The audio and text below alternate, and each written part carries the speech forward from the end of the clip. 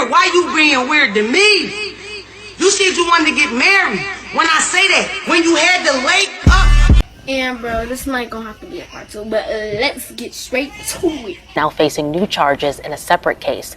Jarvis Butts is accused of... Just 37 days after Ziyah Harris vanished, Jarvis Butts was interrogated.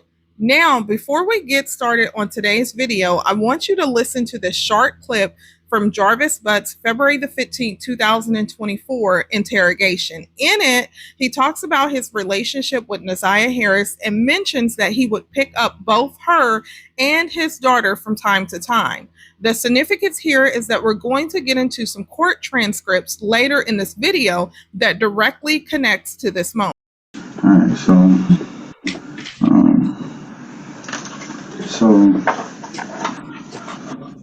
what's your relationship with on the day to day? Like, are y'all have any interactions? Just y'all got a niece uncle relationship? Yeah, we kind of like niece uncle, and I also get her and my daughter from time to time. Your daughter who? Ziyah. It's been 1 year, 6 months, and 12 days since Ziyah Harris seemingly vanished without a trace from Detroit, Michigan. Ziyah disappeared on January the 9th, 2024. She was living with her grandmother and legal guardian, Annette Harris, and by all accounts from close family members who testified at the preliminary hearing, January the 9th of 2024 was just a regular day, nothing out of the ordinary. But Jarvis Butts had a plan. Now, in case you're wondering who Jarvis Butts is, Jarvis had been in a relationship with Shannon Harris, Ziyah's aunt. Shannon and Ziyah's mother are sisters, and Jarvis and Shannon share 5 children together. And it was through that connection that he had access to Ziyah. Now, shortly before Ziyah disappeared, Jarvis was supposed to turn himself in to begin serving a 1-year prison sentence for an unrelated charge. But instead of doing that, he managed to get that court date pushed back, which kept him out and free on the exact day Ziyah Harris vanished. Now, despite Ziyah vanishing and despite Jarvis now being formally charged in connection with the case, Ziyah's body has still not been found. Now, if you've been following this case here on my channel, you already know I've been doing a deep dive into what happened to Ziyah Harris. And most recently, the Wayne County Prosecutor's Office announced that Jarvis is now facing new charges tied to another case. And we're going to get into. Okay, now before we get into this, let me just give you an overview of today's video. Now, with Jarvis Butts facing new charges, there has been a lot of talk and speculation online about if Jarvis Butts is going to take a plea deal. What do you think? Let me know in the comments. If you believe Jarvis Butts will take a plea deal, drop your thoughts below. As you know, jury selection for the Ziyah Harris case is set to begin in October of this year. But with these new charges and everything else stacking up against him, people are posing the question if this will finally push Jarvis to take a deal, especially knowing the kind of prison sentence he could be looking at if convicted. And since Detroit, Michigan doesn't have the death penalty, a plea is definitely something that may be on the table. However, what are you guys' thoughts about this? And some of you may already have heard Cordell Wright, who also goes by King, is now out of prison. If you're not familiar, King was Jarvis Butts' associate and business partner. At least that's how he described himself during the preliminary hearing. The two worked together at the auto shop, and King was also the person Ziyah was last seen in the car with alongside Jarvis on the day she disappeared. Now, what are your thoughts on King being released from prison? Keep in mind, King was in prison on an unrelated charge, and while he testified for the state during Jarvis Butts' preliminary hearing, there's been a lot of talk about whether King should should have been listed as a co-defendant instead of as a witness. Some folks believe that there's more to his involvement than what's been revealed so far. And make sure you stick around because I'm going to go over the court transcripts. I personally requested and paid for the set of transcripts myself. I had originally put in the request months ago, but only received a partial transcript. I got that first part back in June, but I had to submit another request and just recently received the full version. So we're going to go over all of that as well. Now, before we dive into this video clip, I want you guys to hear, if you haven't already done so, please make sure you like this video, drop a comment below, and subscribe to my channel. Period.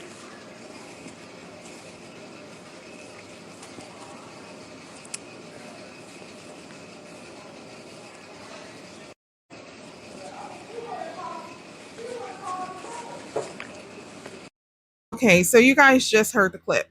Now, what was sent to me is that people believe Shannon Harris is arguing with Jarvis Butts about Ziyah calling his cell phone. Now, keep in mind, this video was uploaded on May the 28th, 2020. Ziyah's birthday is September the 16th, 2010.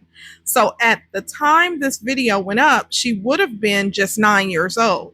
Also, according to what came out during the preliminary hearing, the first recorded text message that Ziyah sent to Jarvis Butts was on September the 27th of 2022. That means this video was uploaded a little over 2 years before that message. Now, there's been a lot of debate online, people wondering if Ziyah had her phone back then or if she was using her Aunt Shannon's phone. Some folks believe the messages the prosecutors recovered didn't tell the full story, especially since the communication between them seemed to quickly escalate after the first text message was sent. So what do y'all think? After listening to the clip, do you believe that Shannon Harris and Jarvis Butts arguing in the background, or do you think that there's not enough there to say for sure? Let me know your thoughts below in the comments. Okay, so moving forward. Man charged with the death and assault of 13-year-old Ziyah Harris is now facing new charges in a separate case. Jarvis Butts is accused of sexually assaulting a 12-year-old girl back in 2013. Prosecutors say it happened at a home in Allen Park. He's being charged with criminal sexual conduct in that case. He's due back in court over this charge next week. Last year, Butts was charged with murder, criminal sexual conduct, and child sexually abusive activity in connection with Ziyah's death. She was last seen getting off a Detroit school bus in January of 2024. Since then, her body has not been found. The case is heading to trial this fall, with jury selection expected to start on October 6th. Now, you guys just heard the news clip covering Jarvis Butts' most recent charges. Keep in mind, as reported, this most recent incident that he has been charged with dates back to 2013. That's all the information that is publicly available at this time. So what are your thoughts? Do you think more victims will come forward? Do you see more charges being added? And with everything piling up, do you think this might eventually push Jarvis Butts to take a plea deal? I'm really interested in your thoughts, so drop them below. Now, Jarvis Butts has already had 3 preliminary hearings, all held during the same televised court proceeding that centered around Ziyah Harris. Because of the national attention that this case has received, many people may not realize that there are other victims in this case. So although it appears to be focused on Ziyah, it was actually more victims involved. And of course, there were separate preliminary hearings held in the one regarding Ziyah. Now, with these new charges from 2013, of course, he'll be heading into a 4th preliminary hearing for this victim. If convicted, he's already facing significant prison time, even without Ziyah Harris' case. Okay, now moving forward, before we get into the victim's testimony, let's lay some foundation regarding the testimony we're about to cover. Now, several witnesses testified during the preliminary hearing, but their statements were not recorded on camera. Everything I'm showing today is publicly available information, so I'm not showing anything that should not be shown on YouTube. Now, the victim in this testimony is Marketta's daughter, which is Shannon Harris' twin sister. Now, the victim's father, who is, of course, Marquita's child's father, has already spoken publicly, and some of the details you'll hear will now support what he previously shared. Now, when this case first gained attention, there were a lot of talks online. People questioned if the parents were aware or if they knew why Marquita's daughter had been left around Jarvis Butts, especially given his status on the registry. That's a question that a lot of people have posed regarding all of the victims in this case. This testimony may help clarify those concerns and add more context to what's already been shared. If you haven't seen the video where her father spoke out, it's in the playlist. I'll link it so you can go back and watch it. He also did a live a few months ago with Roxy, who is Ziyah Harris' cousin. I will also link that video in the description as well. Now, just 4 days ago, he shared a post saying, "I can't quit, I'm a father." Now, after Jarvis Butts' preliminary hearing, there was also a status that he made, and he said, "Please make sure y'all baby safe. Please, my baby." Now, he did make a follow-up status because remember, the victim who testified, whose testimony you're about to hear, she was receiving some backlash. And what her father stated was, look, I'm going to say this one time and one time for everybody that got something to say. I understand y'all don't like the ones that failed Ziyah.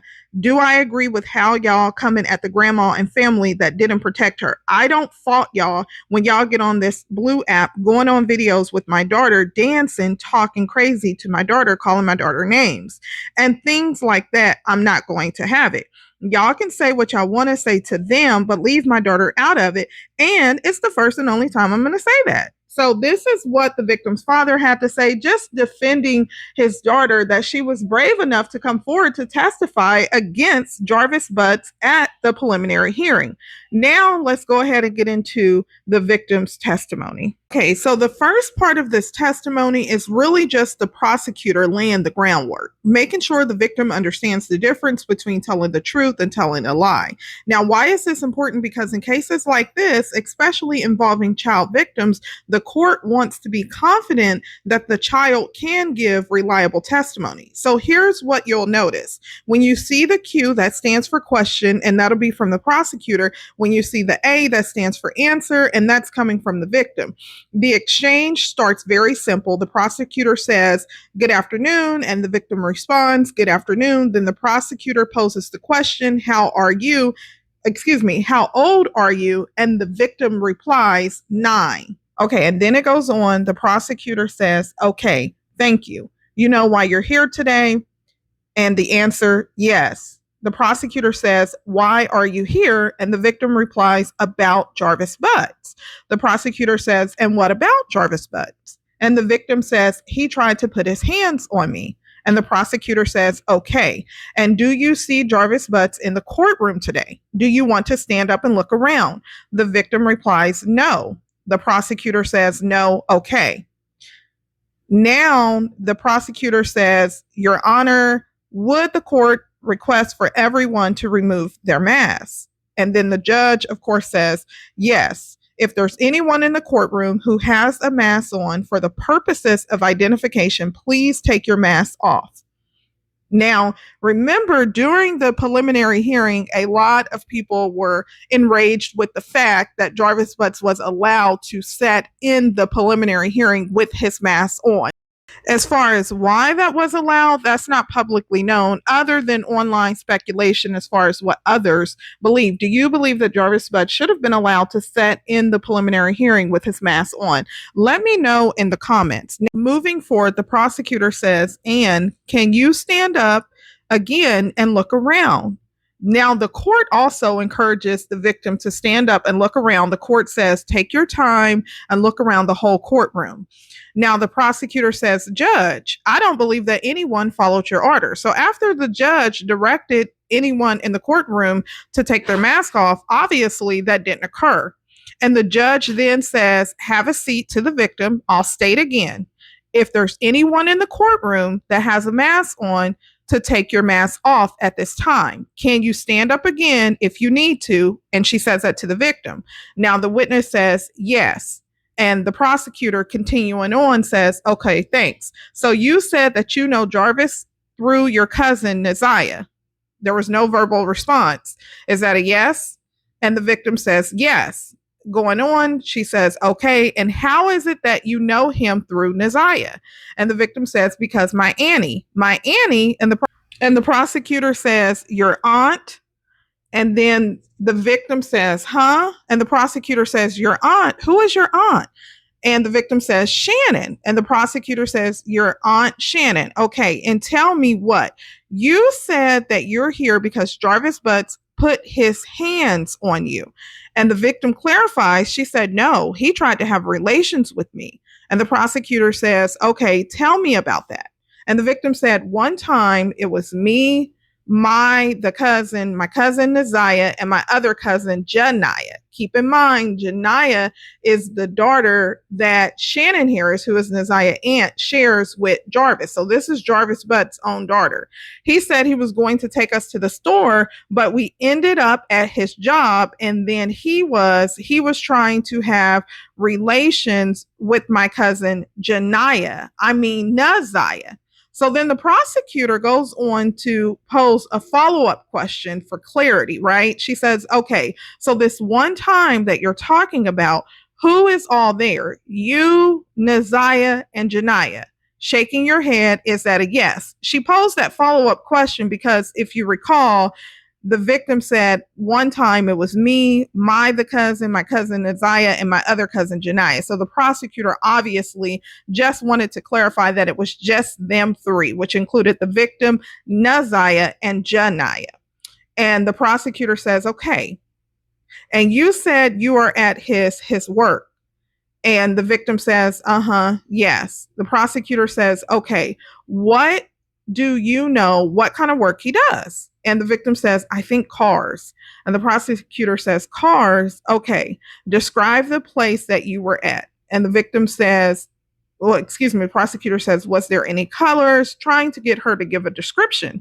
And the victim said it was a red and yellow, looked like a castle. And then the prosecutor says, and Janiyah, I'm going to show you, the prosecutor says, and Janiyah, I'm going to show you some photos. They're already admitted, I believe, as people's 4, 5, and 6. And the prosecutor says, Your Honor, may I approach? The court says yes. And continuing on, the court then calls it out because remember, I said Janiyah. Now the court is pointing out to the prosecutor that she called this victim the wrong name. The court says, I believe you just called her Janiyah. And the prosecutor said, oh, I'm sorry. Did I call you that? I'm sorry. And the victim says, all right. So the prosecutor says, all right, so I'm approaching with people's 4, 5, and 6. Can you tell me, do you recognize in people's 4, 5, and 6 in this photo? And the victim says, yeah. You worked at Wright with Mr. Butts. Few years. About how many years would you estimate? 2. And when did that change from Frank's to another shop? Maybe in 23 sometime. Okay. Would it be earlier in the year or later in the year? Maybe maybe in May. Well, maybe April, May. And then where did you guys work then? We got a shop together on 9,000 Connor.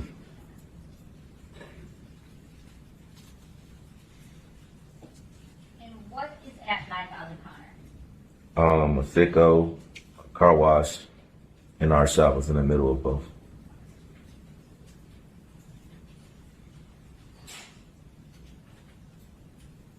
Your address? Yes. Mr. Wright, I'm handing you what's marked with both proposed exhibits 7 and 8. Can you look at those and tell me if you recognize them?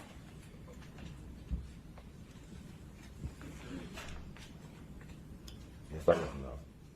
And are those a fair and accurate depiction of your shop at 9,000 Connor? Yes, it is.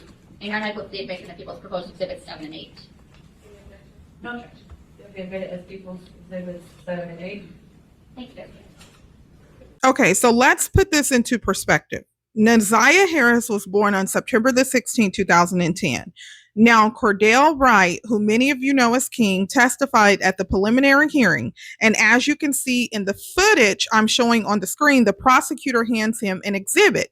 If you look closely, the colors in that exhibit are red and yellow, which matches the description the victim later gives in her testimony.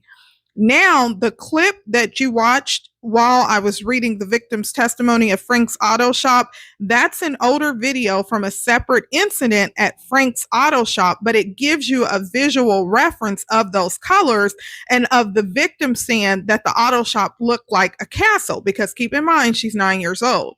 Now, according to Cordell Wright, he and Jarvis Butts worked together for about 2 years, ending sometime around mid 2023.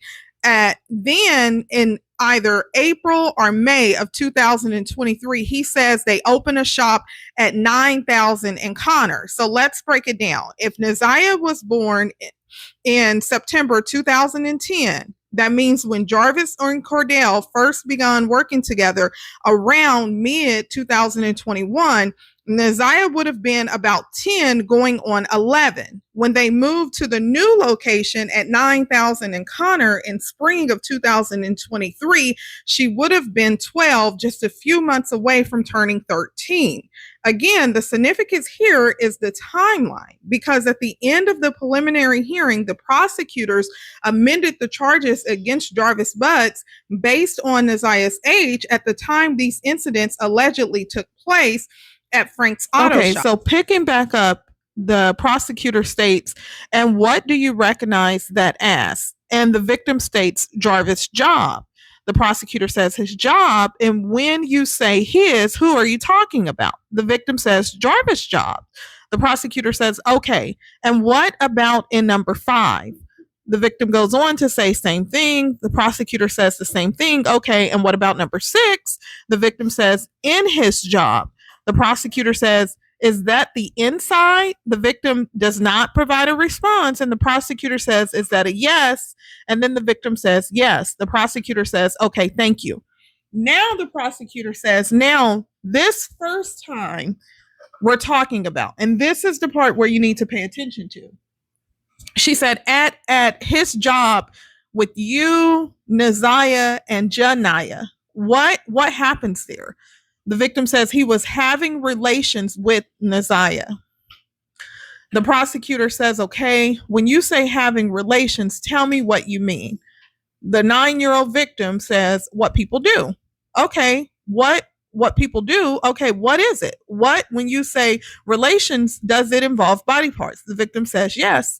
The prosecutor says, and what body parts of Jarvis are we talking about? The victim says, his private part.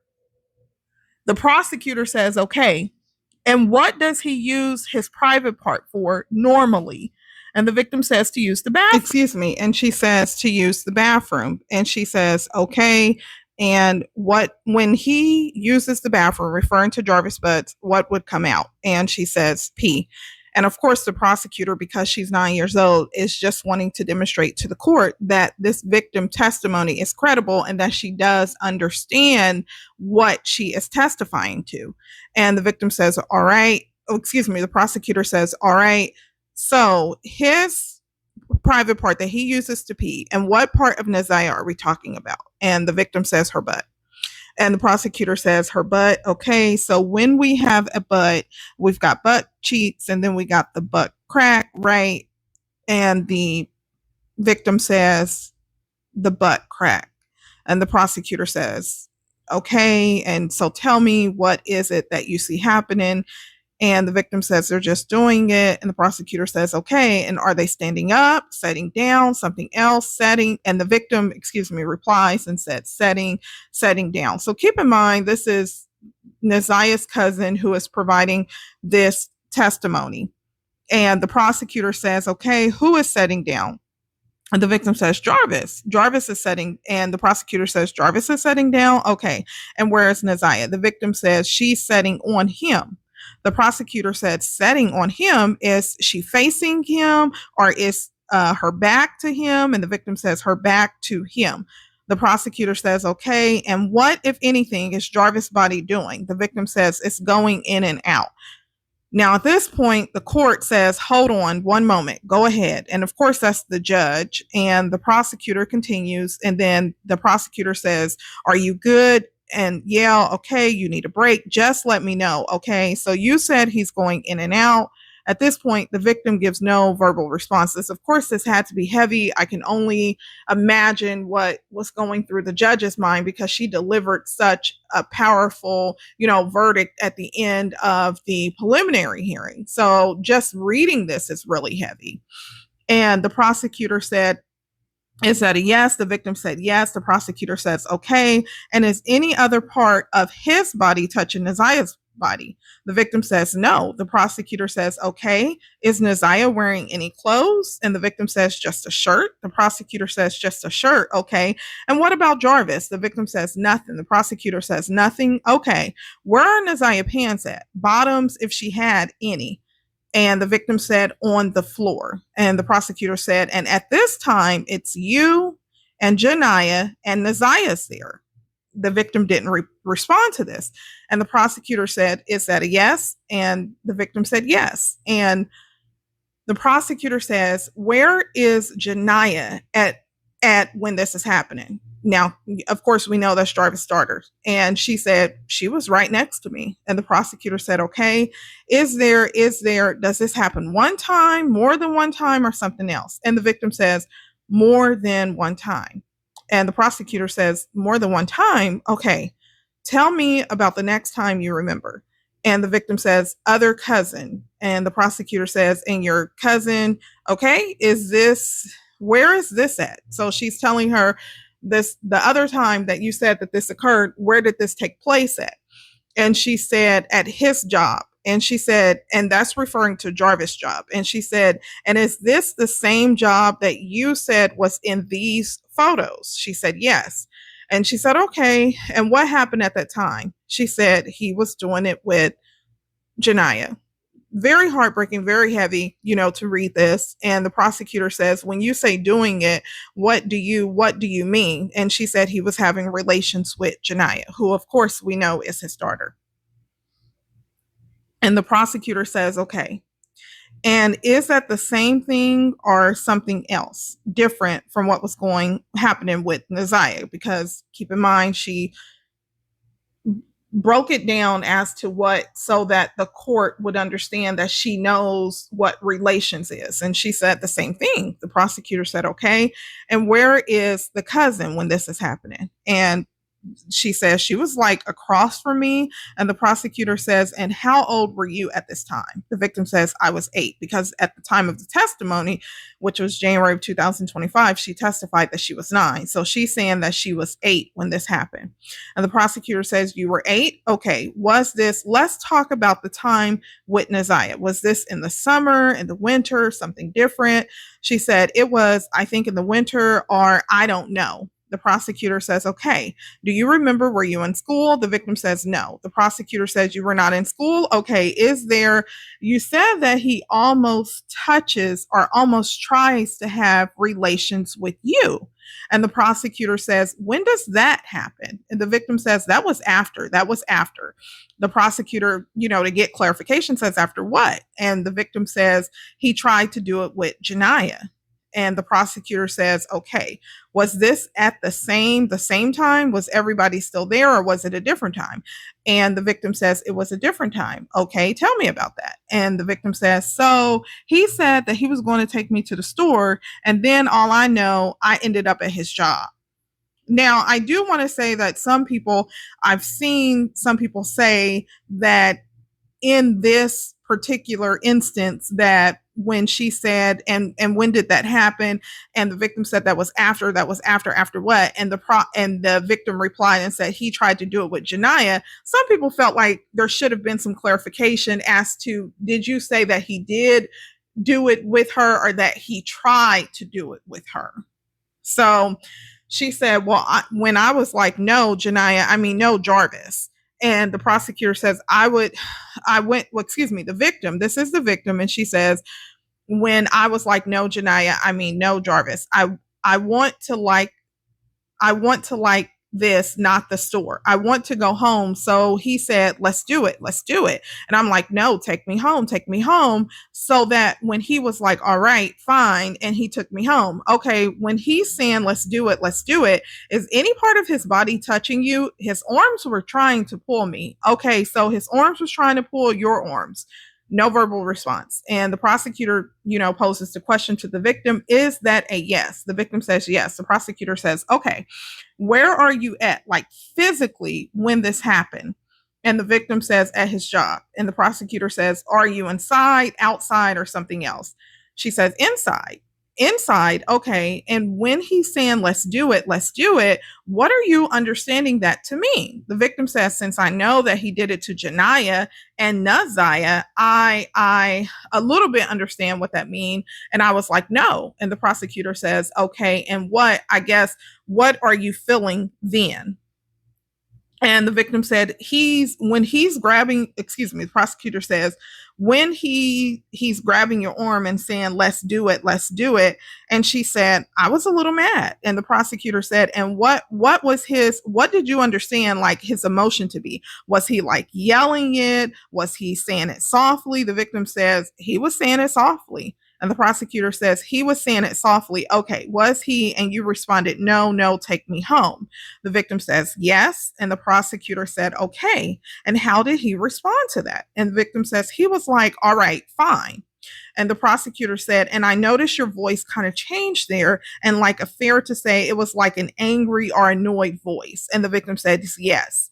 And the prosecutor says, and did he eventually take you home? And she said, yes. The prosecutor said, did anything like that ever happen again with you? She said, no. She said, okay, now I'm sorry to take you back a little bit. Okay. I want to talk about the time with Ziyah. You said that he was having relations with her. She said, yes. She said, okay. Did Ziyah ever say anything to you? She said, no. Okay. What about Janiyah? She said, no.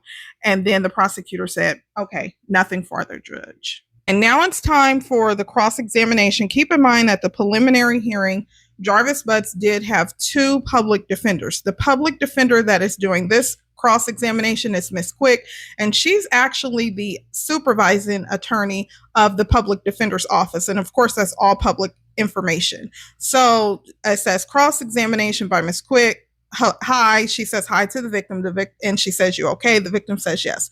So the defense says, so around this time last year, were you living with your Nana? So this was in January 2025. Last year would have been January of 2024, the time that Ziyah Harris vanished without a trace. She said yes. And Ziyah was living there? She says yes. And her brother and sister? She says yes. Now, keep in mind, from what I know, Ziyah only has a brother. She does not have other siblings. However, she could be referring to the fact that Annette Harris had legally adopted Ziyah and her brother, and there were other kids in the household that she did the same for as well. So maybe that's what she was referring to, because technically then Annette would be her adoptive mom. So unclear, but drop your comments what you think about that. She said, okay. And do you have some siblings that were living there as well? She said, yes. And was Janiyah living there as well? She said, no, Janiyah wasn't living there. And she said, that was when she was living in Clinton Township. That's the question that the defense posed to the victim. And the victim said, yes. And the defense says, but was she at Nana's a lot? And the victim said, yes. With your Aunt Shannon? She said, yes.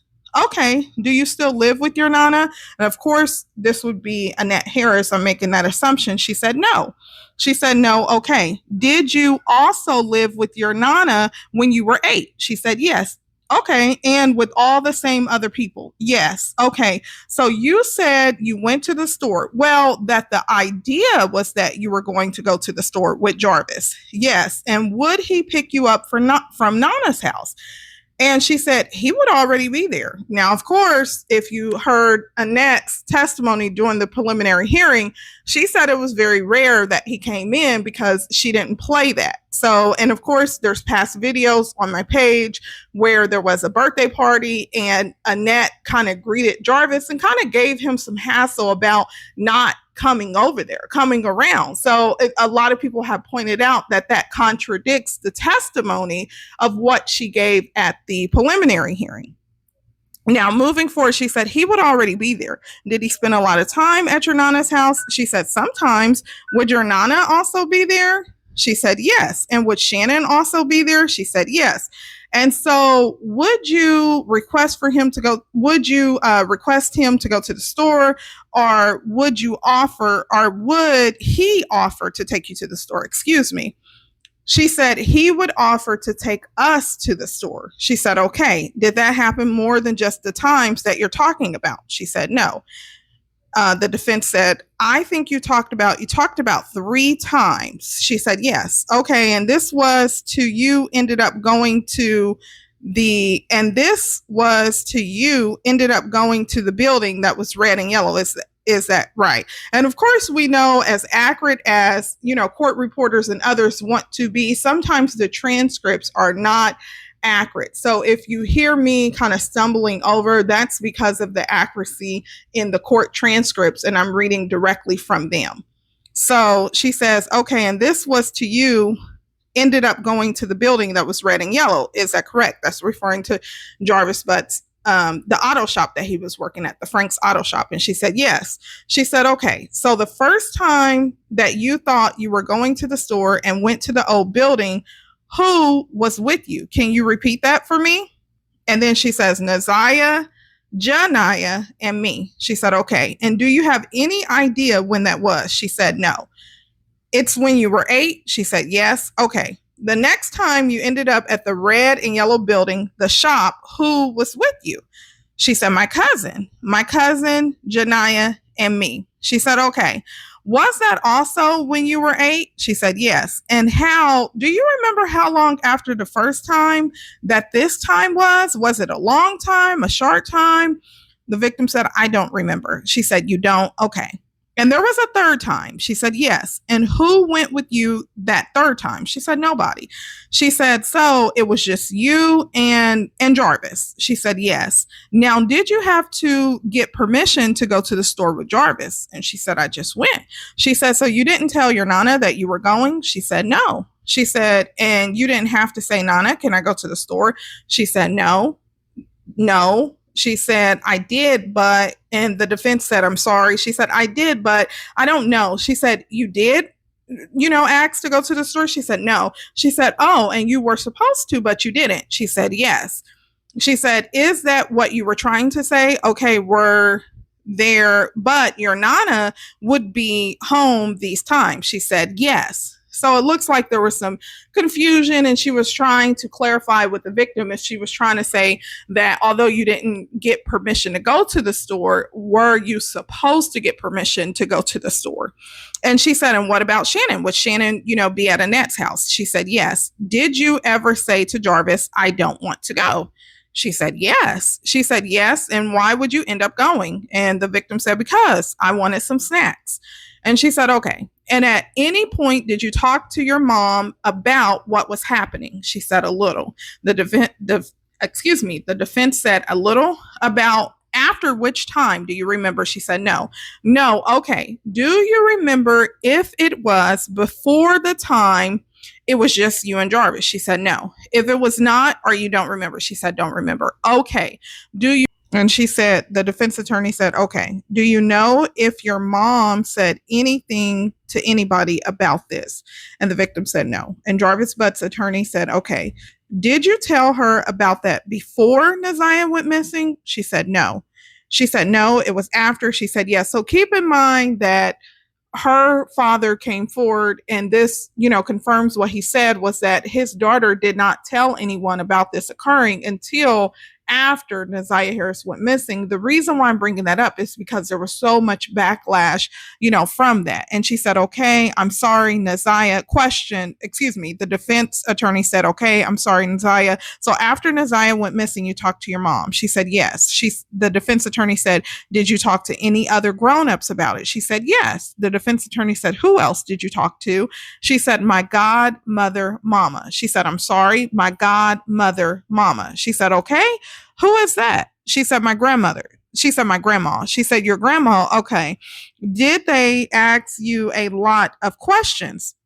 She said, no. And the defense said, no. Did you hear the grown-ups talking about Jarvis at that point? She said, no. No. Did your nana or your mom or Shannon ever ask you questions about Jarvis? She said, no. No, I don't think so. You don't think so? Okay. Now, when you were at the shop, what part of the shop were you in? She said, inside. Inside the area where the cars are, or inside a different part? She said, inside a different part. Okay. And is that the room? What's in that room? She said, like oil. It's a couch. It's a front desk. Okay. Like where everybody might check in. So she's trying to pose various questions to get an idea of where, the victim was at. So she said, yes. Okay. Do you remember what time of the day it was? She said, no. Was it dark outside or light outside? Light outside. The time you said that you saw Ziyah sitting on Jarvis' lap, where were you sitting? I was by the door. Were you on a chair or the couch? Do you remember? She said, you don't remember? Were you okay? You said Janiyah was next to you? Yes. Okay. Oh, and just so that I'm clear, is the cousin, is that who, and then she gave the name. She said, yes. She said, okay. She said, the times that you were at the shop, the auto shop, do you recall if it was open? Were there people coming in and out? She said, no. In the area, were there cars? She said, no. The defense attorney said, were there cars around? The victim said, no. Do you know if the building was open, or do you remember if Jarvis had to open it with a key? And the victim said he had to open it with a key. And the defense attorney said, all right, that's all I have. Thank you. So now this is the opportunity for redirect. And the court said, any redirect? And of course, the prosecutor says, yes, judge. And redirect starts. She said, okay, when you said that when you were 8, you was with your nana. She said, yes. And do you know, was it on the same house? Do you know, was it the same house that she lives in now, or a different one? She said, a different one. She said, a different one. Okay. Is it still on the same street? And the victim said, it's across the street. And the prosecutor says, across the street. Okay, so it's the old house? She said, no, across the street, but like down the street. Do you know the street name by chance? It's still on Bedford? She said, Bedford. Okay, so it's not the house that she lives in now on Bedford, but the previous one. She said, yes. The prosecutor said, okay. And is that the house? That's the old house on Bedford. That's the only one that you stayed at. And the victim said, yes. And the prosecutor said, okay. And I think you said at the time your Aunt Shannon was living elsewhere. She was not living with, and the victim responds and she says, she was not living with my nana. She said, she was not living with your nana. Okay. Do you know what city she was living in? And the victim said, I don't remember that. She said, okay, that's fine. And when you would go with Jarvis to the store, and you said that you would end up going for snacks, would he give you anything to go to the store with him? She said, he would try to give me some money. She said, okay. And would he give you anything to go to the shop with him? She said, no. She said, okay. Do you know if he ever gave money to Janiyah? She said, yes. Okay. Was that when you guys would go to the shop at these times, or before or after? She said, we would go to it before. And she said, you would go to the shop before? She said, yes. And then he would give her money after? She said, yes. She said, yes. Okay. And what about Ziyah? She said, same thing. Okay. And at this point, the prosecutor said nothing further, and she told the witness, you're done testifying. Okay. So drop your thoughts below and let me know, what are your thoughts about this court testimony, about everything that we covered in the video? I know it was a lot. Now I am going to play a clip that's been circulating online. This lady says that she flew from out of town to interview Shannon Harris and her twin sister Marquita, which you just heard from Marquita's daughter.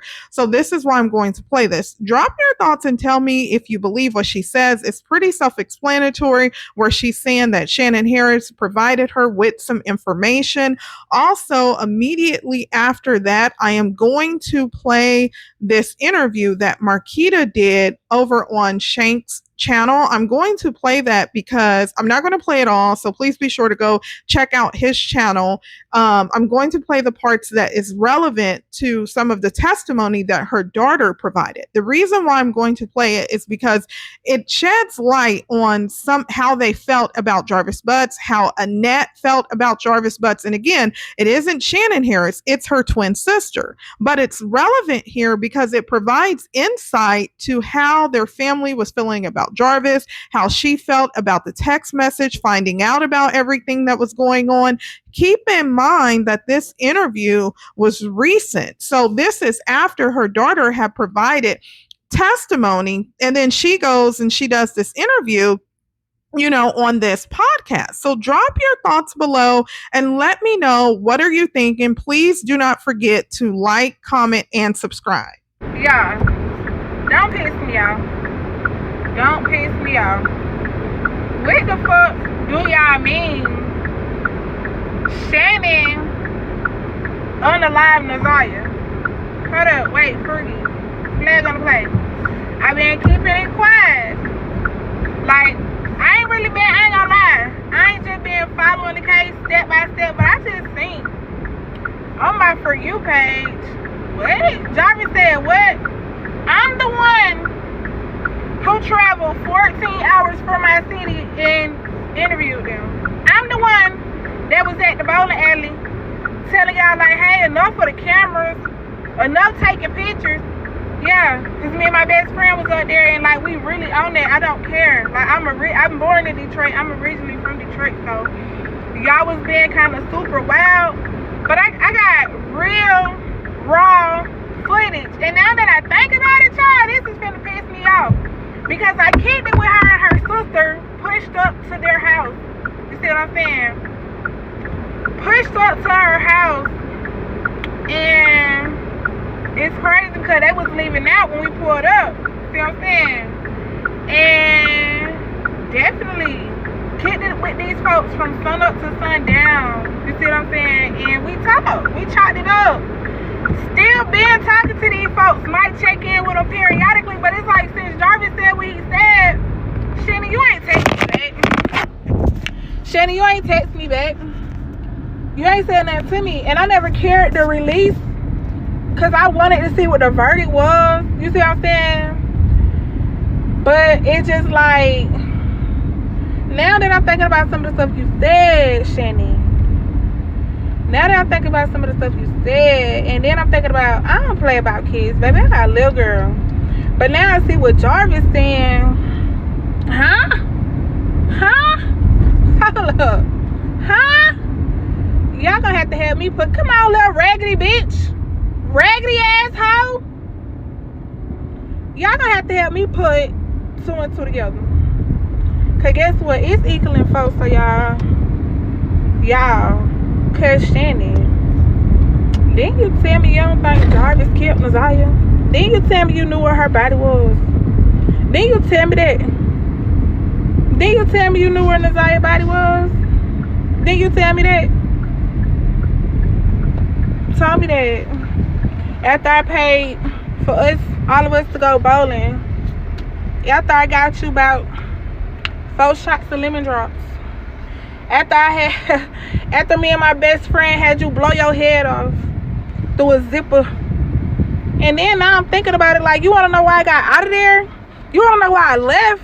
It's never no pressure on nothing, but guess what? I'm from the murder mitten, baby. I'm from the D. Nah, for real. My folks really on it. Like, really, really on it. But I'm like, damn.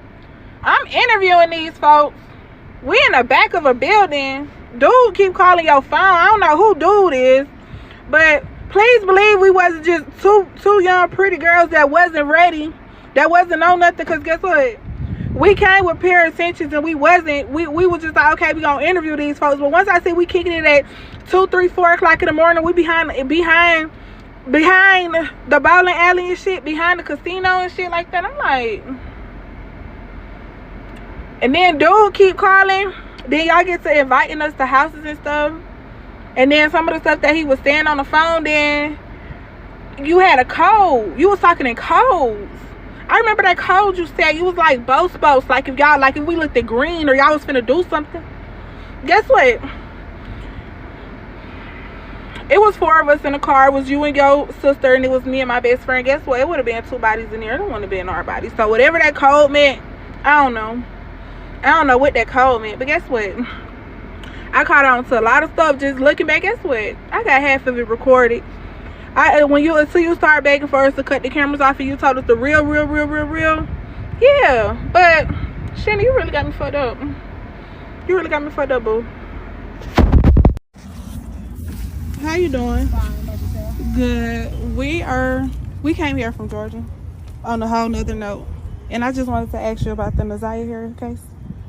How do you feel, if you don't mind? We not being rude. I just feel like I'm a mother. I'm on your side. You the sister? Yeah. You the mom? Yeah. No. How do you feel now that they're asking or they're blaming you for what's going on? Can we ask you, are you recording? I am. You don't want me to record? Okay, no, and I want you to watch me cut it off. I'm gonna cut it off. Me too. And y'all wanna know what's so crazy? Shannon, I couldn't even say you lied to me. Because it's a lot that you said on and off camera. And you somewhat told me that you did it. You somewhat told me that you did it. You said you don't think Jarvis did it. And you also said, you know what? I just need to, I don't know if I'm gonna go live, y'all, because I ain't never been live on Instagram. I mean, never been live on TikTok. I think I might as well just post the stories, because I know it's gonna be like a lot of questions and stuff like that. But okay, so this is part 1, story time on when I went to Michigan and interviewed Shannon Harris and her sister about the Ziyah Harris case. So before we went to the house, as y'all can see, we went to, everybody is saying something about a car wash, car place, whatever. That is a place that Jarvis Harris frequent with Ziyah Harris, as well as the hotel. And when I went and talked to the gas station clerk, he said what he said, and it was kind of weird that he said the place been closed for quite a long time, but they just opened periodically because they didn't have clientele. That just was like a house stroll. That's where Jarvis Butts took his people that he did stuff with. So once we left there or whatever, we went directly to Shannon's house, and her sister was coming out of the house. So the way that we think, like we think in a finesse type of way, like we gotta get these folks comfortable in order for them to talk. So when we went, we had on lounge around clothes. I made sure I had on like some sweatpants, a lounge shirt, and some Crocs or whatever, just to have it in their heart like, oh, these people is dressed down, they ain't really on nothing for real.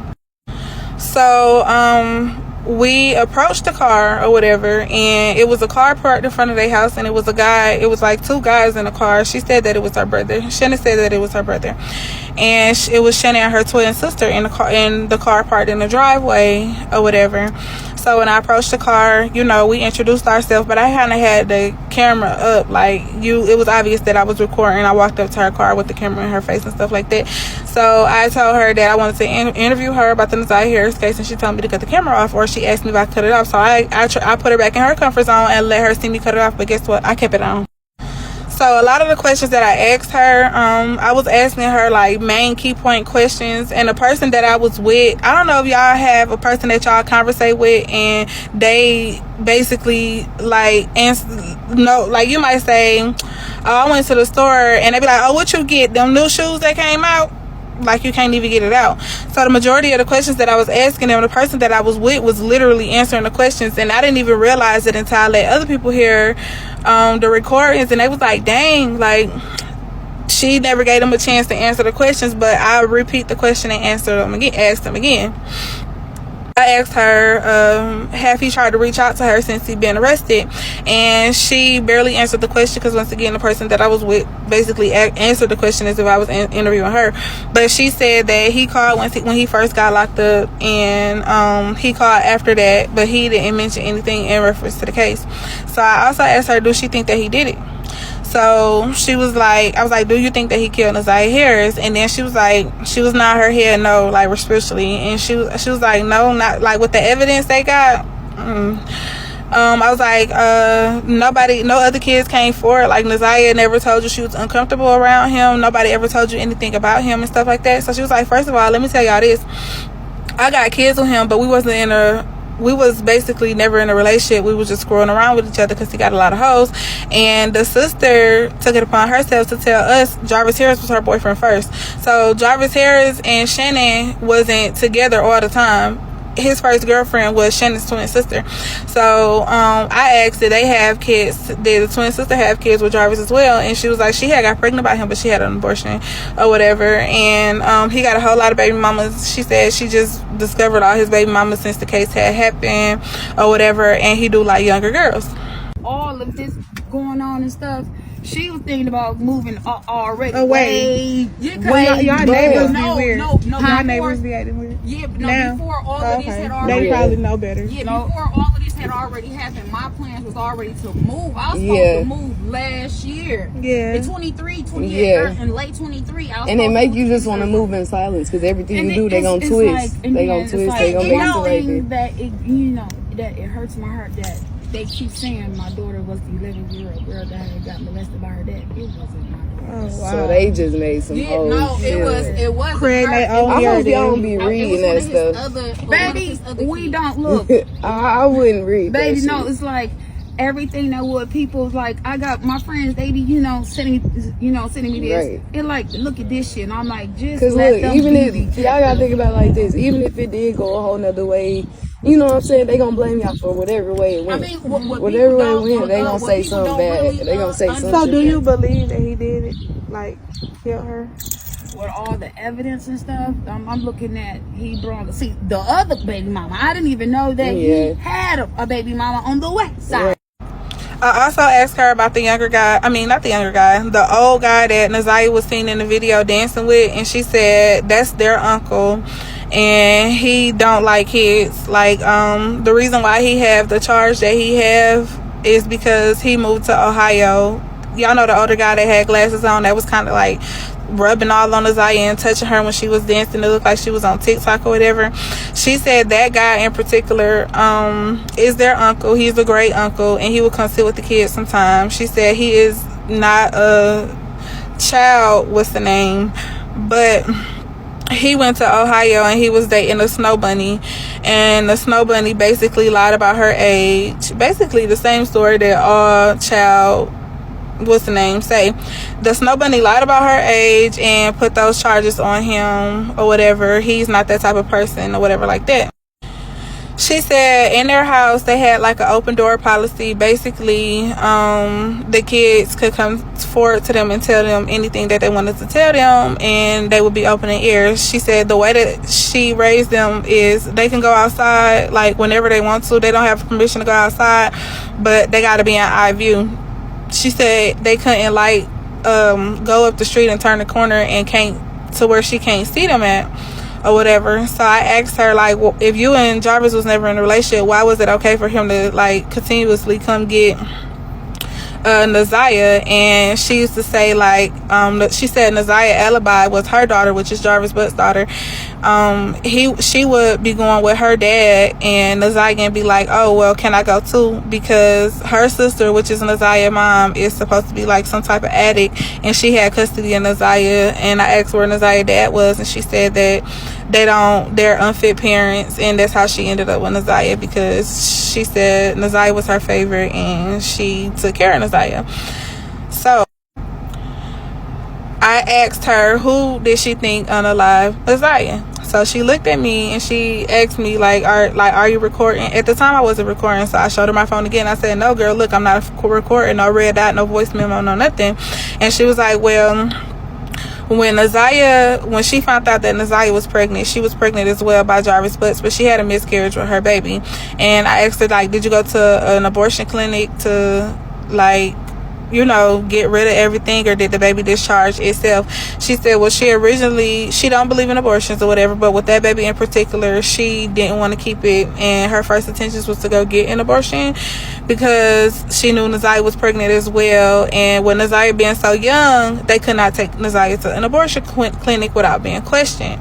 So I said, so how far along was Ziyah when she went missing or whatever? She said, if she can recall, Ziyah was doing things to basically get rid of the baby herself. I said, what? What at-home remedies could you do to get rid of the baby? What was she doing at home to get rid of the baby? So she was like, well, Ziyah asked her to buy her some pads or whatever, stuff that you'll use on your menstrual cycle, and said she would start having cramps and being in pain, and her period had came on. So Shannon said, well, her being an adult and she have all these kids, she know you're not coming on no period while you're pregnant. And she said that's kind of around the time that Ziyah had basically went missing or whatever.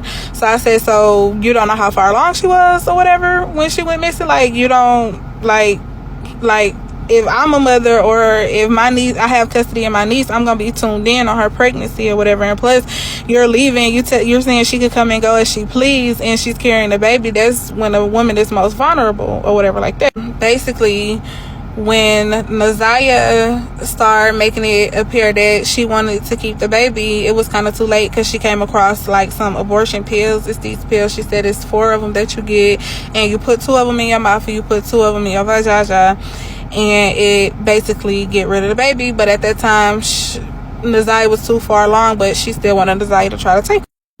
She also said when you take these, the substance or whatever, you kind of bleed out a lot. And she said for some reason, after she started checking her pads and stuff that she bought her for her menstrual cycle while she was already pregnant, she wasn't using none of them. So she asked Ziyah, let me see your underwear, you don't have on anything, you're basically you're not bleeding yet, the baby is not discharging yet or anything. So she said she started searching everything, and she could not find the 4 substances that she gave Ziyah to take.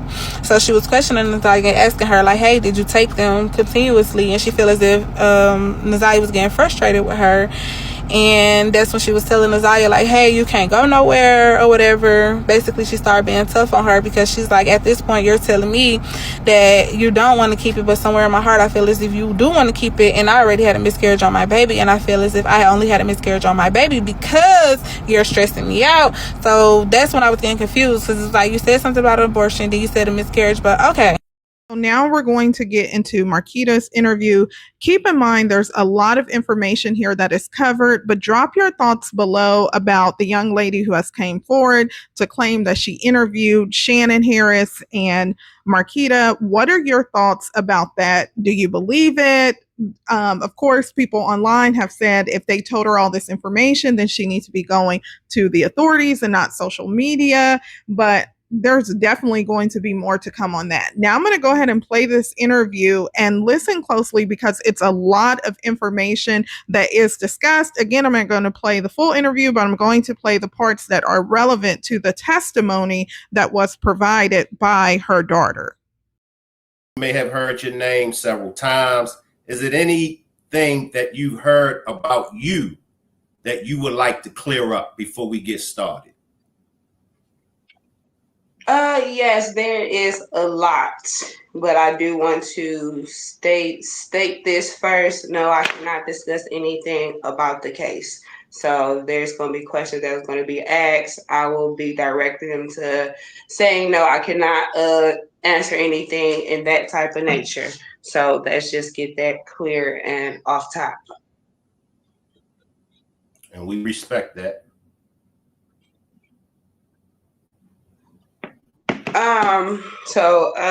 With everything going on in the beginning, let's just say, no, I was not staying there at all when everything jumped off. I'm going to just say that. Clear as day. No, I was not staying there. Me and Dre moved in together in the summer of June of 2023.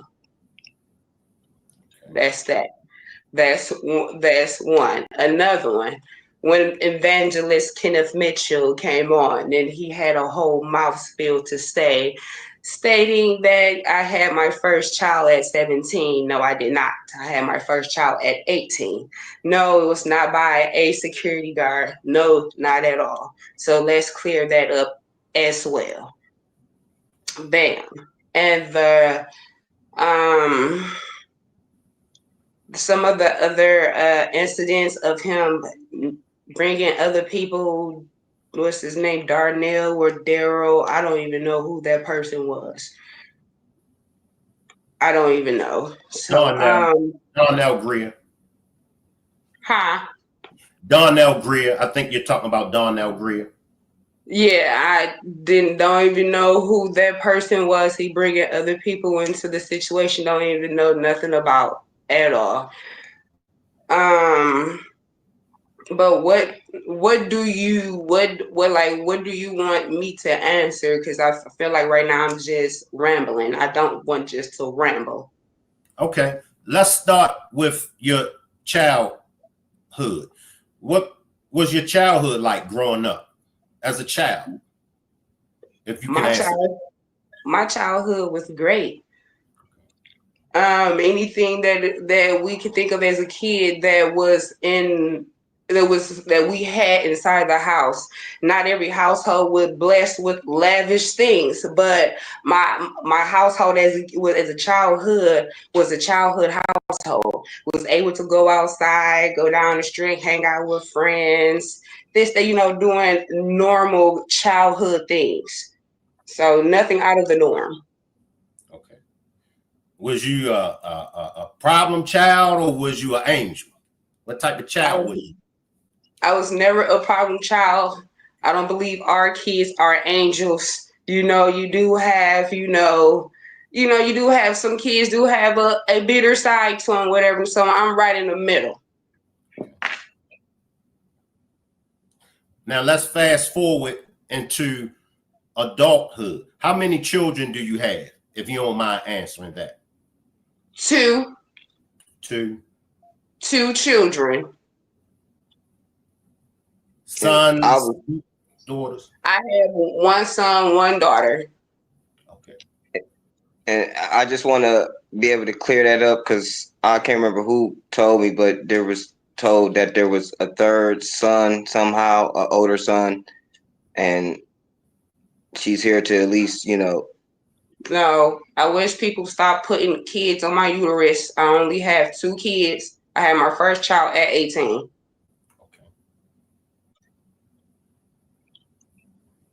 What type of mother would you say you are? What kind of mother would you say you are? Are you an old-fashioned mother? Are you strict? Are you friends with your children? What kind of mother would you say you are? I'm kind of in between. I'm more of so much of gentle parenting sometimes, but sometimes stern at the other end. When I know my kids not listening, I have to be the head honcho. But other than that, I'm middle in the middle with my kids. We're fine. I'm a wonderful parent to my kids. Okay. I'm a switch lanes to you and Darnell for a minute, and then I'll come back. What's you and I'm sorry, not Darnell, Dre. I'm sorry, Dre. What is you and Dre's relationship? Are y'all together or are y'all just co-parenting or do y'all just live together? What's y'all relationship? We're just friends. We just live together. How did you feel when Dre came on the content creators platforms? How did you feel? Was you against it or was you like, I don't see that Dre has anything to hide, so go for it? Even though I know that Dre doesn't have anything to hide, but at the end of the day, if you supposed to be my support system, my person, if I ain't open up my mouth, you ain't supposed to be open up your mouth at all. I felt like he went against the grain, and he did. you know, because at the end of the day, if I'm quiet and if I'm trying to figure out what's going on too as well, and I don't know what's going on, we both figure out what's going on. You shouldn't even open up your mouth and say anything. If you wanted to talk to somebody, go find a therapist.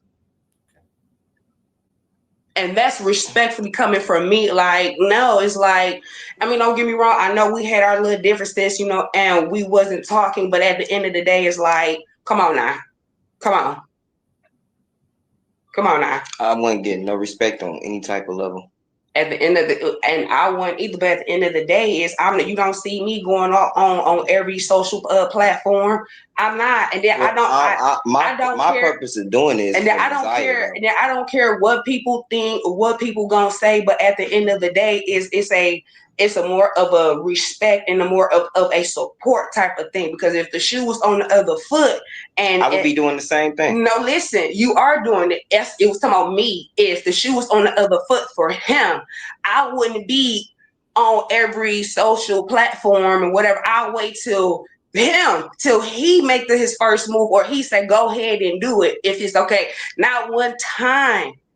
And since this whole thing has came about, has he asked me, how are you? How are you doing? Because you you give off, you don't care. How are you doing? Because you give off, you don't care. Dre, let us talk. It's not one time have you came in. How are you doing? How are you feeling? You know, not, you know, if you supposed to be my person, be my person. You worried about what the whole world think. Fuck what the world think. We live up under the same roof in the same house.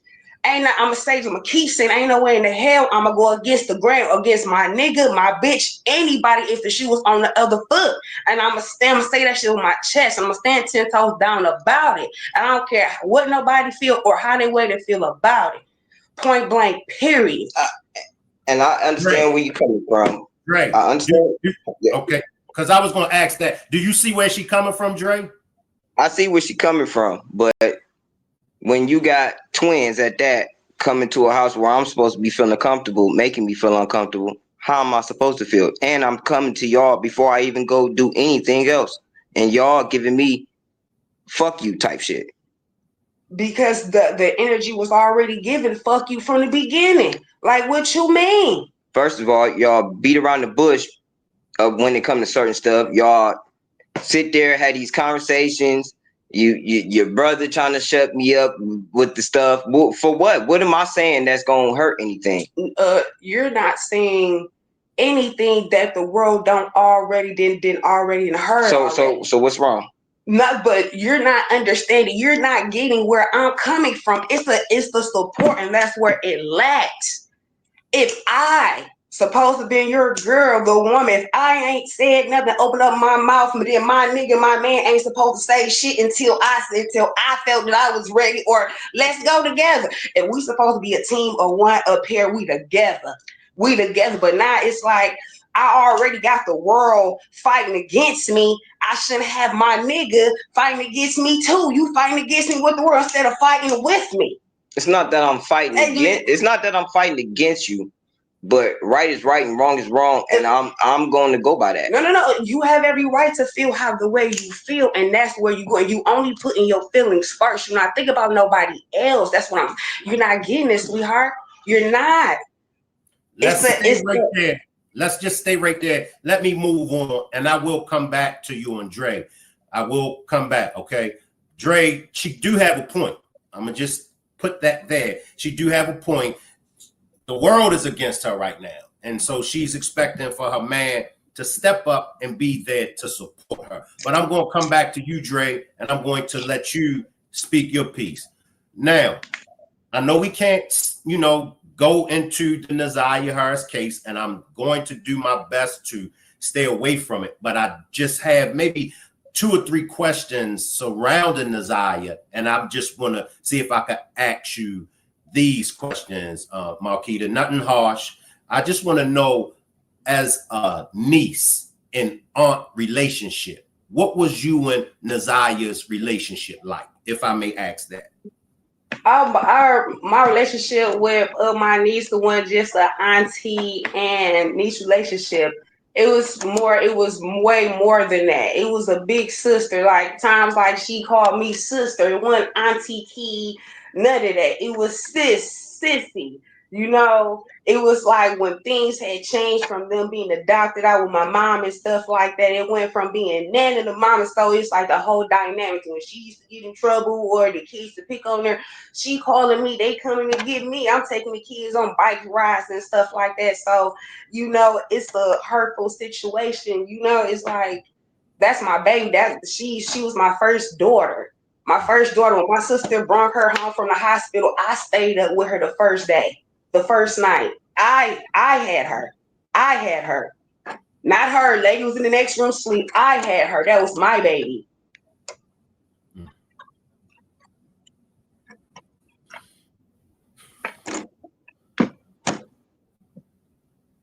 Where was you at when you first heard that she was missing or she didn't come home? I was at home. Me and Dre was staying together in our old home.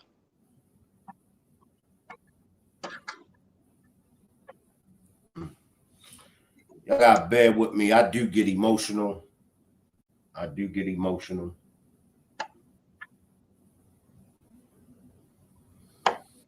Is it anything that you can tell me about Jarvis as far as his character? Do you see Jarvis with hurting Ziyah, if I may ask that?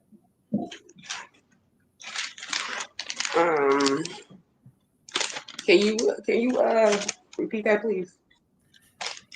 Do you believe Jarvis would hurt Ziyah?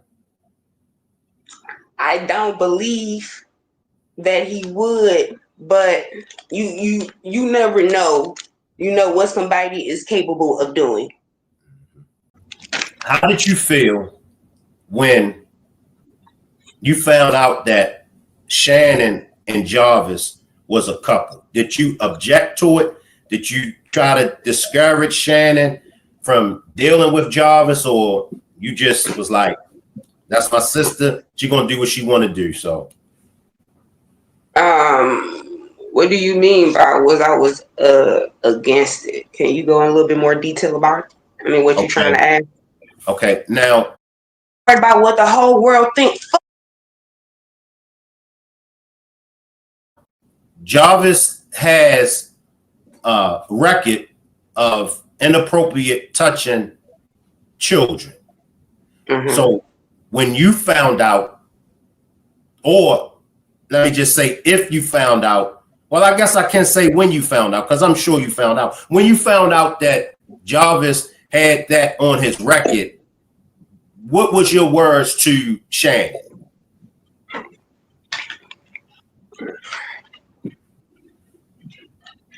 To be honest, I really don't think me and my sister really had that conversation for real, for real. I don't know. And that's being honest. I really don't think if we kind of had that conversation. If we did, I really don't remember.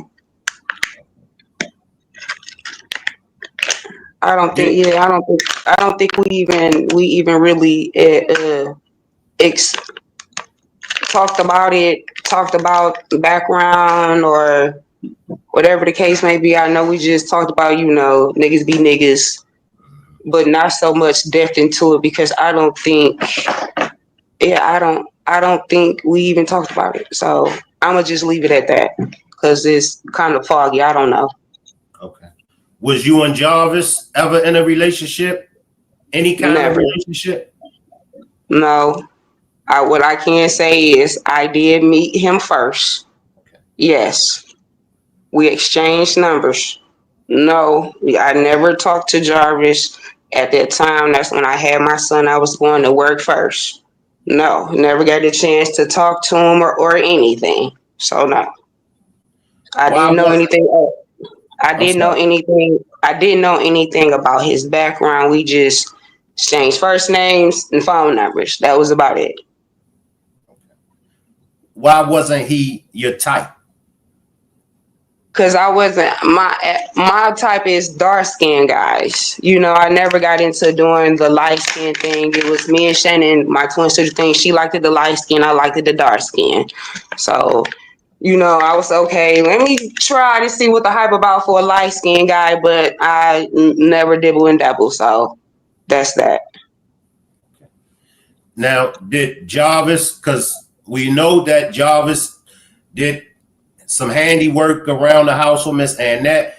Did he ever do any handiwork around your place? Maybe paint, maybe fix some things? Why would I need Jarvis to come over and do anything, and I got Dre to do anything and to do that right then and there? How long you and Dre been together? Me and Dre been talking since the end of 21. We've been together for 3 years. I'm the best when it comes to the hands. You the best, Dre? Oh yeah. I'm gonna let you come in. What do you mean by you're the best? I love to create things. I love to make things. I love to draw. I love to paint. I just anything with art in it, I'm in it. That's why I be thinking so much. So the question, Marquita, I guess was before Dre's time. Did you ever have Jarvis do anything handy around any of the places that you stayed at before Dre's time?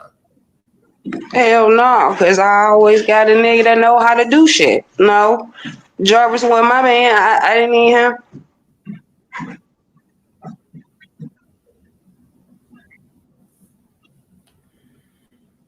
Your relationship with Naziah's mother, Lady. How's your relationship with Lady? I should say, as a kid, she was like, as growing up, she was like a big sister that you would want to be around. But then again, you know, when you got older, you know, you start to, you know, have attitudes or get to know yourself. You know, we always kind of bump heads, you know, by her being a Capricorn or her being the older sister. And it was always, okay, well, I'm older. You can do the, you know, I'm gonna make you do this. And then it was just like, no, it's something. Then it became, you know, so of a love-hate type of relationship towards the end. I'm gonna ask it. It's referring to Ziyah, and you could just decline. First, let me ask: was it ever a 40-year-old autistic man that inappropriate touched Ziyah? No, the guy was not 40, and I'm not for sure, and I can't say if this was going on or whatever the case may be. But the guy he is not 40, and I believe he is autistic. To the best of your knowledge, is the guy that calls himself the evangelist, was it him? The Kenneth? Yes. What about Kenneth? Was he the man that inappropriate touched Ziyah? I never knew about, like I said, I never knew about any man, any 40-year-old man supposed to have or supposedly touch Ziyah. So Kenneth the evangelist? And if so, what's your relationship? What was your relationship like?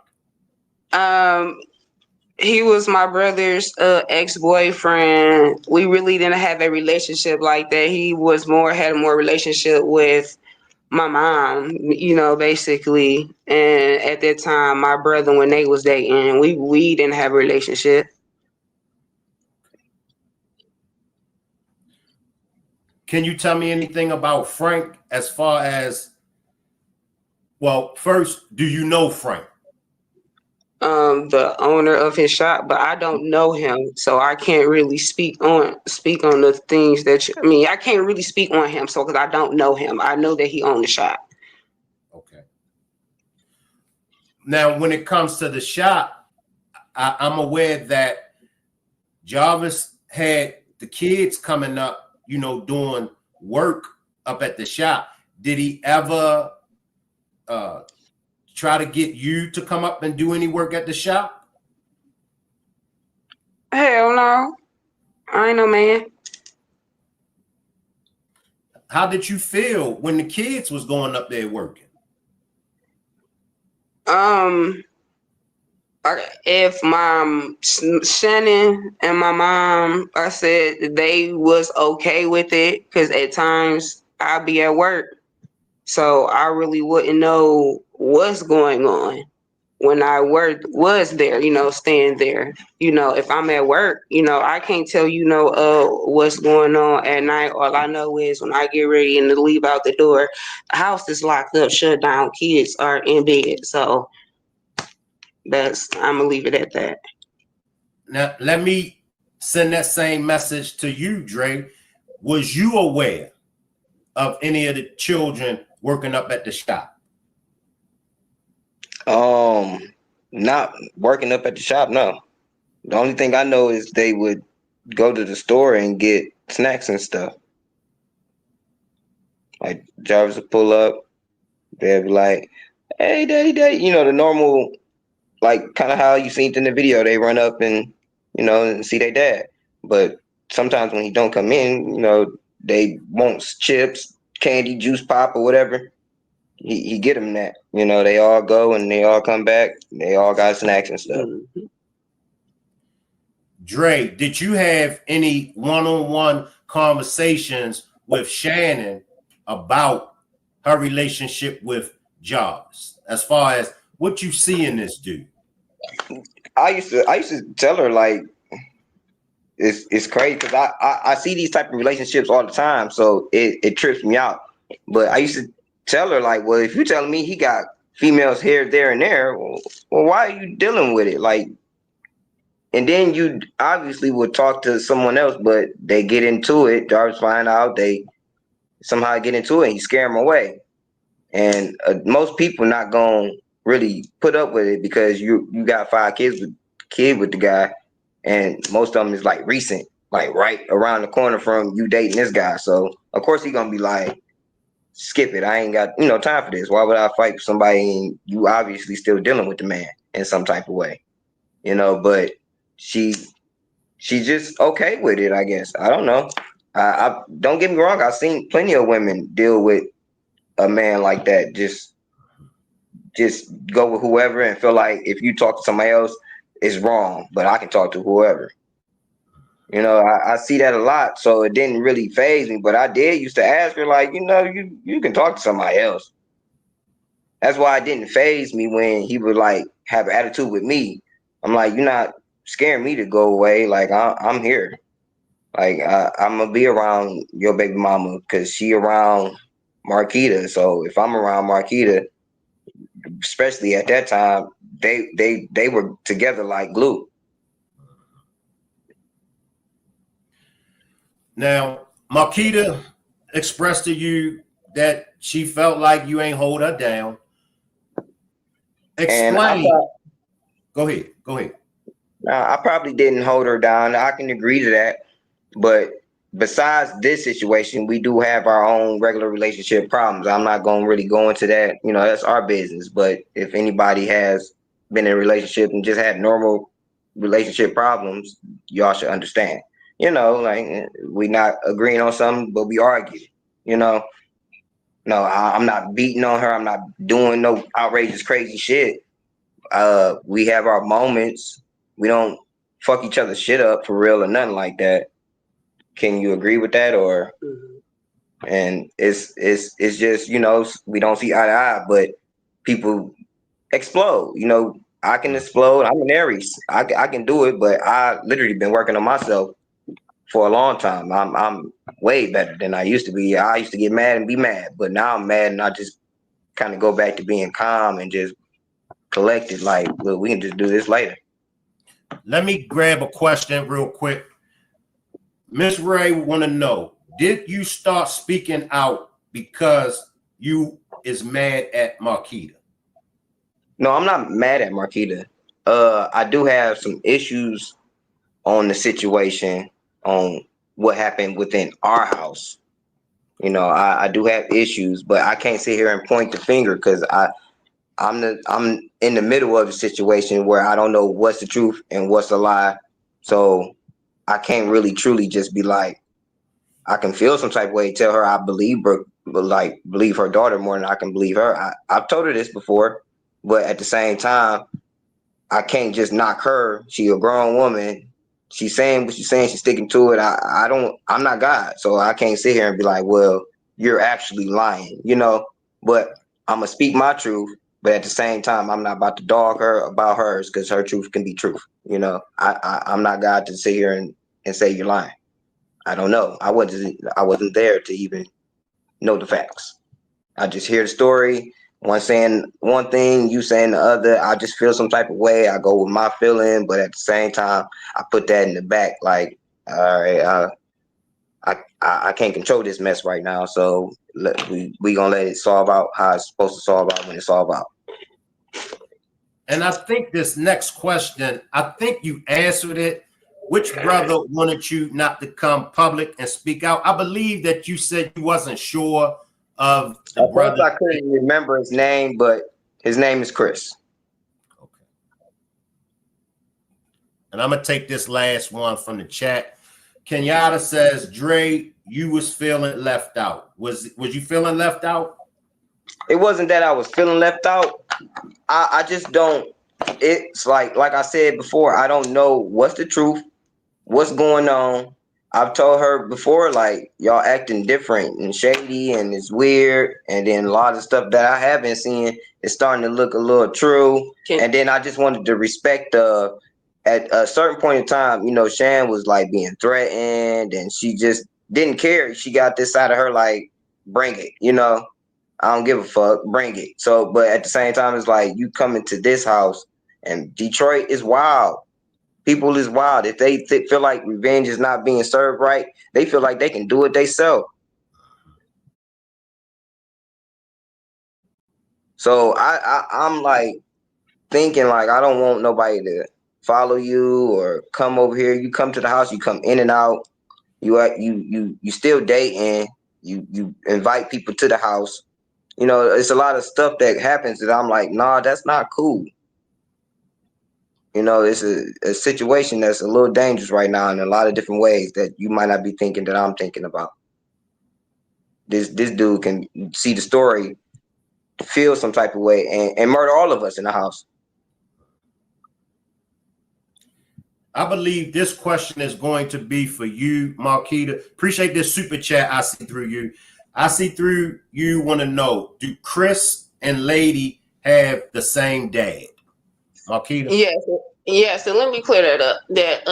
That's going around that's saying that my mom and her brother Eric Gamble got a son.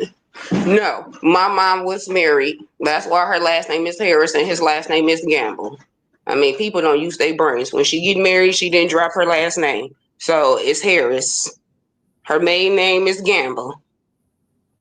Do you think that the state of Michigan is handling Naziah's case in a proper manner? Would you say that when it comes to the evidence and all of that, do you believe that they're handling it properly? No, I think they are.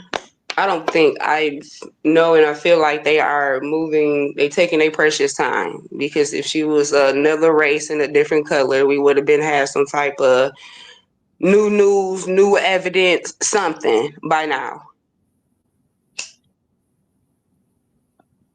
What about you, Drake? Do you feel the same when it comes to the state of Michigan handling Naziah's case? When it comes to like with the police and stuff? Yeah, as far as the investigation and evidence. Yeah, I feel like they letting us down a lot because like I can say, and I'm pretty sure a lot of people can agree, is I don't know about other places, but I know that in Detroit, a crime actually has to happen in order for them to give a fuck. Excuse my language. But there's been times where I had a vehicle parked in front of my spot it's mine. I noticed that a truck pull up, 4 or 5 people get out, they trying to steal it. You know, I'm like, hey, you know, to think I'm a, you know, scare them off, even though I know it's not going to work, but just to try, you know. But instantly, I'm calling 911. They answer. I'm telling them, like, you know, my car is being stolen right now. Well, they said, did they steal it? I said, no, not yet, but it's in the middle of being stolen. Will call us back when it's stolen. You know, and it's like, that puts me in the mind of, y'all fellas like that. That mean that when I see something that might be a situation, technically it's not a situation, because who's going to help me with this situation? If I know that I'm taught to call y'all with this situation and y'all handle it. But if y'all gonna sit there and tell me like, well, call me when actually something serious happened, then we'll do something. Makes me feel like, okay, well, they actually have to kill that person for me to be like, okay, you can call him. Yeah, I saw him kill him. He actually shot him. He's dead. You know, like, why would it take that much?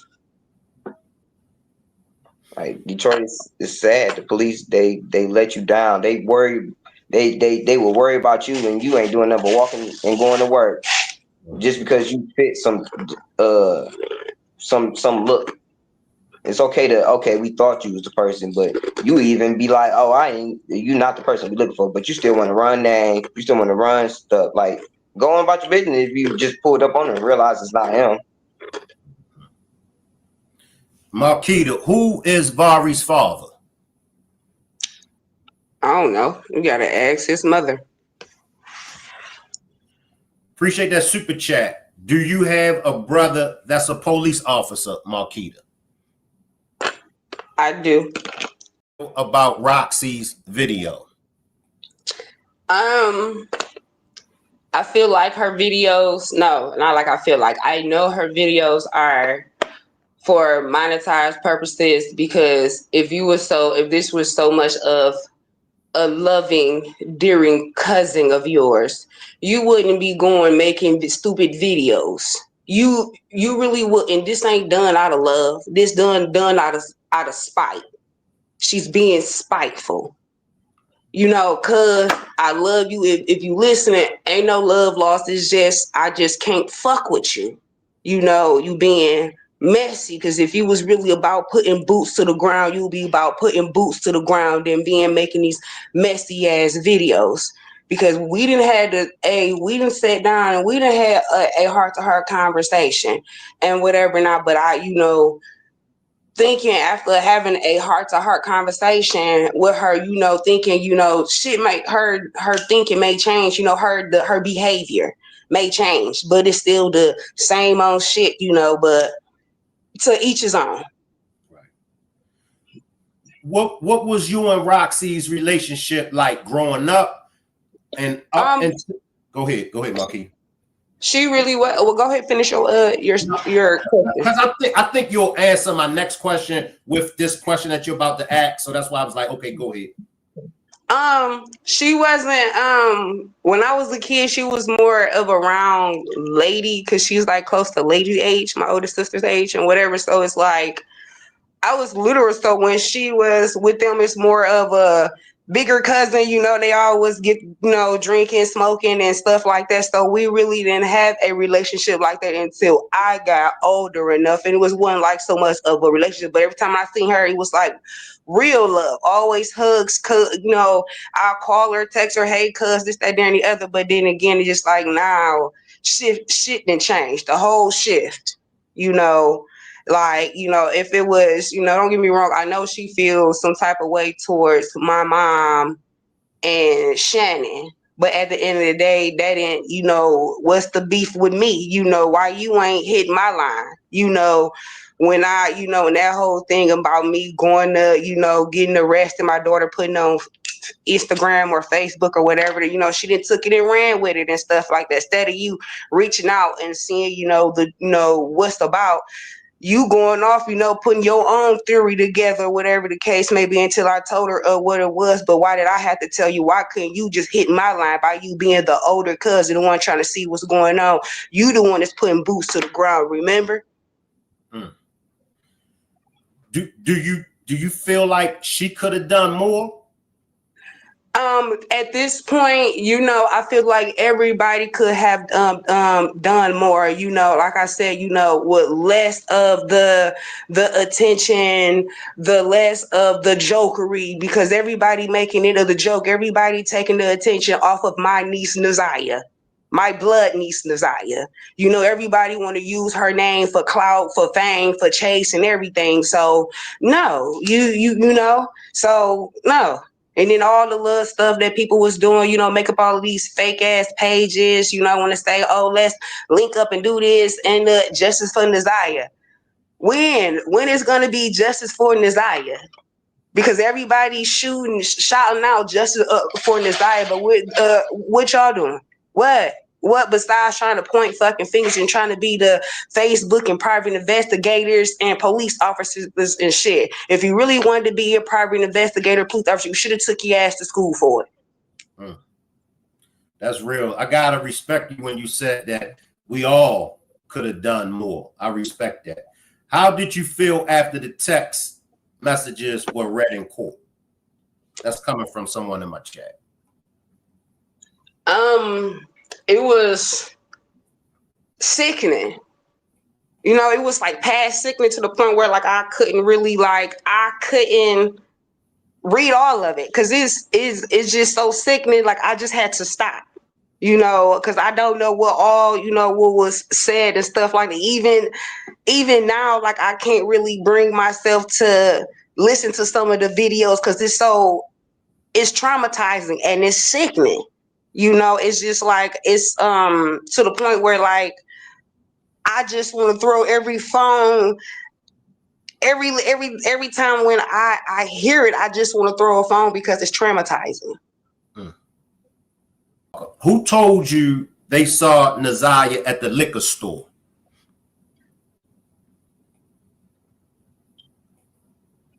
The people in the area.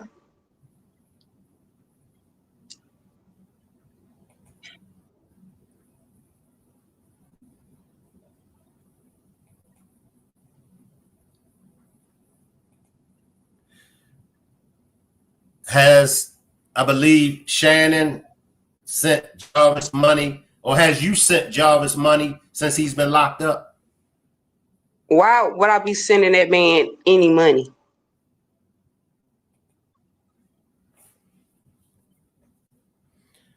It seems to me, because it's like whenever I ask you a question about Jarvis, you ain't really cared too much for Jarvis. Go ahead. No, I really didn't, because after all of the hurtful shit, you know, that I seen him do, like basically he wasn't really there for the kids, like for real. You know, he'll pop in, you know, bring the kids snacks and then leave and then make the kids promises saying that he'd come back and then don't. And then, you know, it's just, you know, really made Shannon to be the single mother while he out here, you know, living his best life.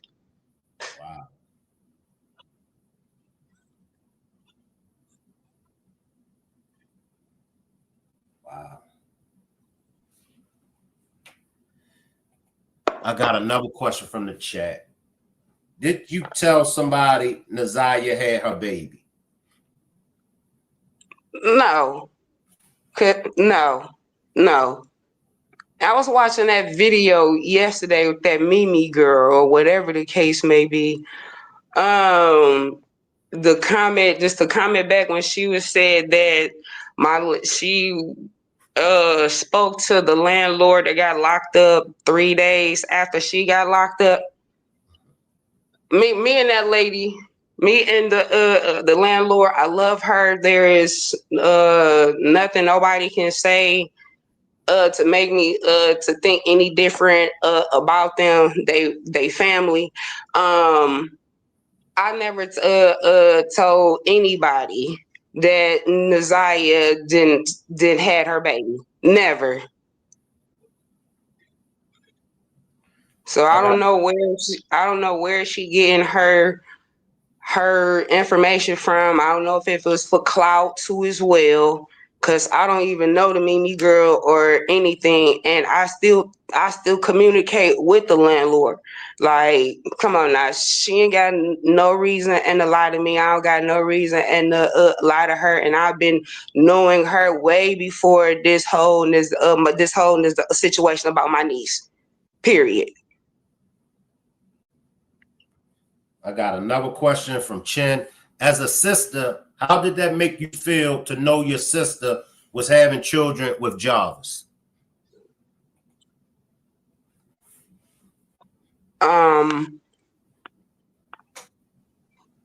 Good question.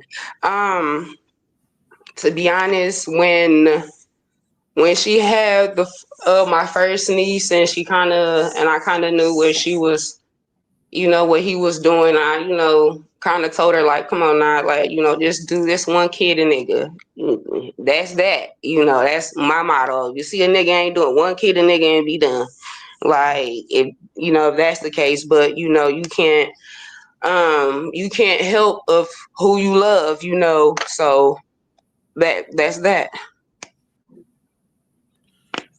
Now there's a page on Instagram. Do you know anything about that page? I believe it's my twin sister only have one Instagram page.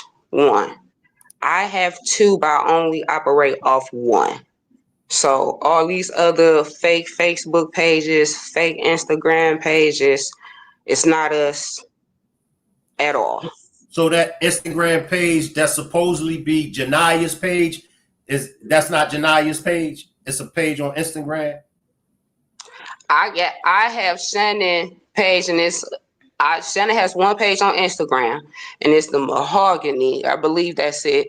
And then that's it. Ain't no other pages that she supposedly have, because she only operates off of one. All these other fake Instagrams, it is not her. Because every time she posts something, it's going right to that page. And one thing I did say, because Shan she the type that don't care what she say, and if she gonna say it, she gonna post it on her page. Exactly. She not the type that's gonna make a fake page just to post something. She's gonna say. You went out, Dre. Oh, I was saying, like, one thing I noticed about Shan page is that she says what she's going to say on her page. She doesn't give me the vibe of I need to make a fake page to say this. Just go on her Facebook and read her stuff. She literally puts her feelings and her expressions and whatever she gonna say, how she gonna say it, right there on her page. So her making a fake page, yeah, I don't see that happening.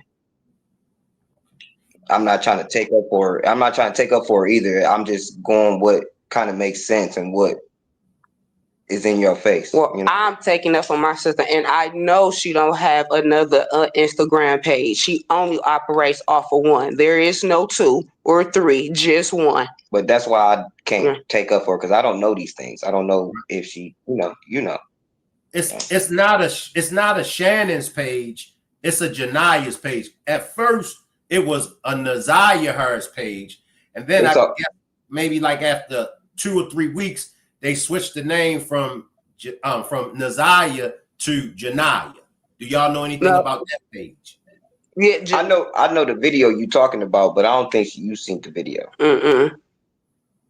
So she doesn't know about this new information that has popped up on the internet. Because like I told you before, lately I watch my videos alone just to get respect for her. She might be tired of this stuff, so I don't want to get into her about it. So I've been watching videos like crazy. But yeah, it is a video out there where somebody is pretending to be Janiah and saying things. Janiah had just got a phone maybe 2 weeks ago, but it got stolen. So she doesn't have a phone. So if that was 2-3 weeks ago, Janiah didn't have a phone. Okay, I think that sums it up, because didn't that happen about 2-3 weeks ago? Yeah, Janiah didn't have a phone. How did the men in the family feel about Jarvis, Marquita? That's a good question. To be honest, my oldest brother, the police officer, he really didn't ain't really know him like that. But I believe they had words. But you know, I guess it's a God thing or whatever, not of a respect thing or whatever the case may be. You know, whatever he said, he rubbed my brother the wrong way, and it's just my oldest brother, ain't really care for him. My other brother, Chris, it was so at the beginning, just trying to fill him out, and then, you know, all this go about, yeah, he don't fuck with the nigga, so nobody really really fuck with him for real, because he really, he wasn't hanging around the family like that. I shall say he wasn't aware, like, we can come on, let's come on to cookouts and stuff like that. It was more of he was coming over there, popping in for the kids, chips, juices, shit like that. Then, like, you know, that paint shit. But other than that, how did the and that fool with Jarvis, Marquita? What you mean, fool? As far as I don't know. I'm sorry. As far as, did she like him? You know, was it you know, okay, if my daughter loves you, then okay, I accept you. How did Miss Annette feel about Jarvis from the beginning all the way up until the disappearance of Ziyah? My mama, her attitude towards him was, I should say, was kind of fair. You know, she didn't never get in between, you know, her kids' relationships and problems or anything. She was that type of parent. But with her liking or anything like that, she was fair. You know, she tried to be fair across the board up until this point of where her whole dynamic of her, you know, being fair with him is just changed. Totally. Now there's a video of a party, and that fool with Jarvis, Marquita. What you mean, fool? As far as, I don't know. I'm sorry. As far as, did she like him? You know, was it you know, okay, if my daughter loves you, then okay, I accept you. How did Miss Annette feel about Jarvis from the beginning all the way up until the disappearance of Ziyah? My mama, her attitude towards him was, I should say, was kind of fair. You know, she didn't never get in between, you know, her kids' relationships and problems or anything. She was that type of parent. But with her